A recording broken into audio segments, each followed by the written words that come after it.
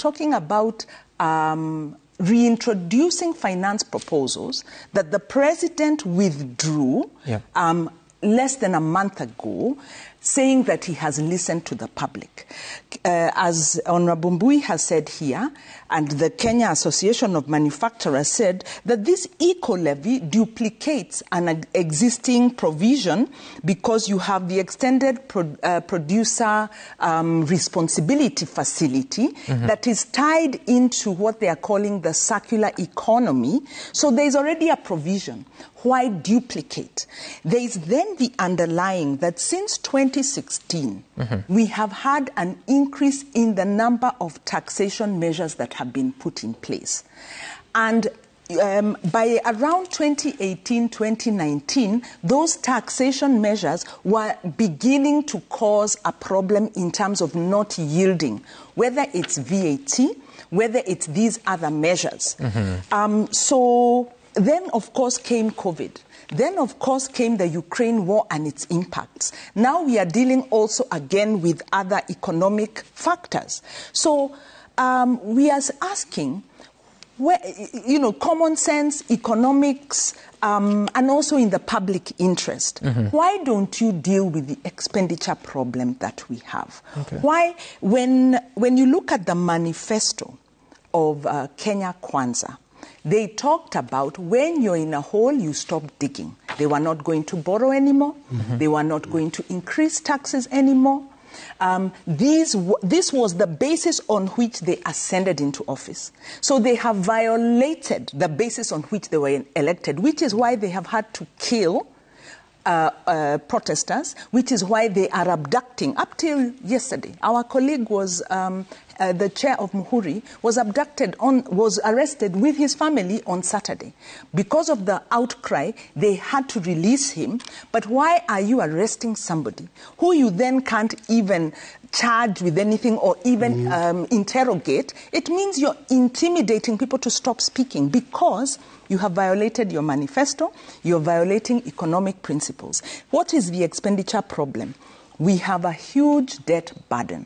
It's supposed to be audited. What does audit mean? We know that some of those loans were acquired in contravention of the Constitution and the public finance management provisions. Why are Kenyans being made to pay for odious debt? So number one, how do we deal with that?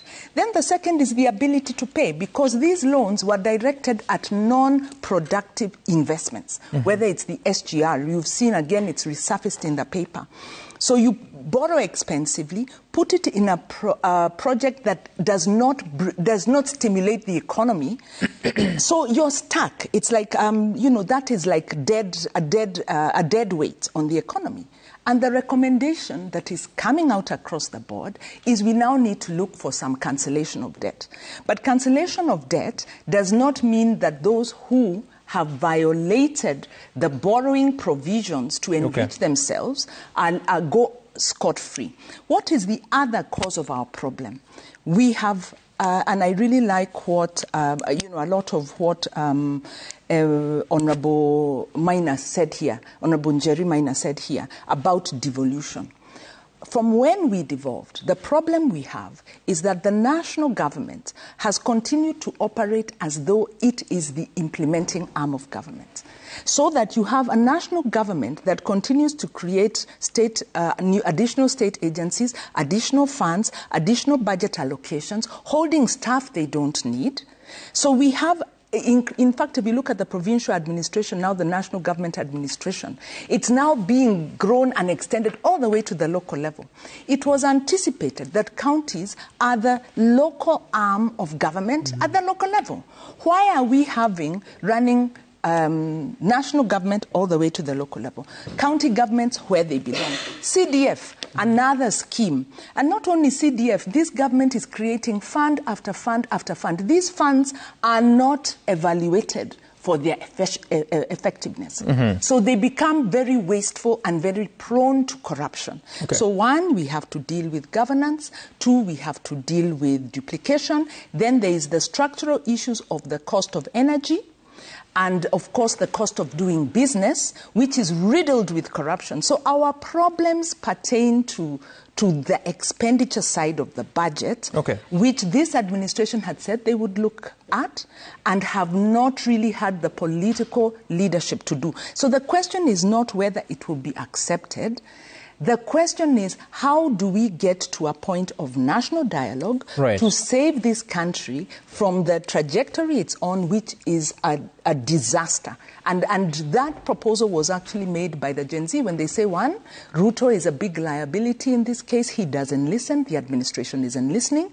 And then a recognition that all Kenyans now have to come together and say, it is not about nice words and putting in a little policy tinkering here and there. It's to go to the fundamentals and say we must all change. We must stop electing leaders who have questionable background. The vetting processes of parliament must serve us and not recycle these leaders. So you're widening the scope, but you'll get to that point. Yes, because the fundamental issues are wide and they are being dealt with and we'll get to that minimally. Point in a short while.